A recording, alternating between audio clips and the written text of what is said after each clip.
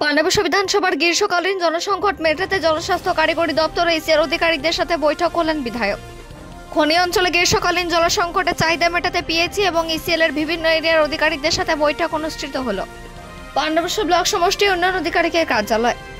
মূলত খনি অঞ্চলের কয়লা খনির সম্প্রসারণের ফলে জলস্তর অনেকটাই নেমে যায়, তাই যাতে কোনো অঞ্চলে জলসংকট না দেখা দেয় তাই আগাম পরিকল্পনা করে মাঠে নামার বার্তা দিলেন সকল অধিকারীদের।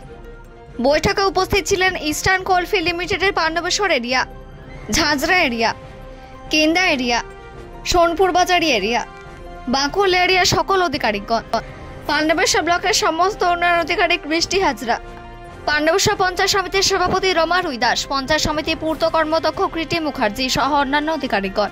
বিধায়ক বলেন, মাননীয় মুখ্যমন্ত্রী মমতা বন্দ্যোপাধ্যায় জল স্বপ্নে আগামী কয়েকদিনের মধ্যেই পাণ্ডবেশ্বরে সব বাড়ি বাড়ি জল পৌঁছে যাবে, তাই মধ্যবর্তী সময় খনি অঞ্চলে যাতে কোনো জল সমস্যা না হয় তাই আগাম কিছু পরিকল্পনা এবং ব্যবস্থা নেওয়ার কথা বলা হয়েছে।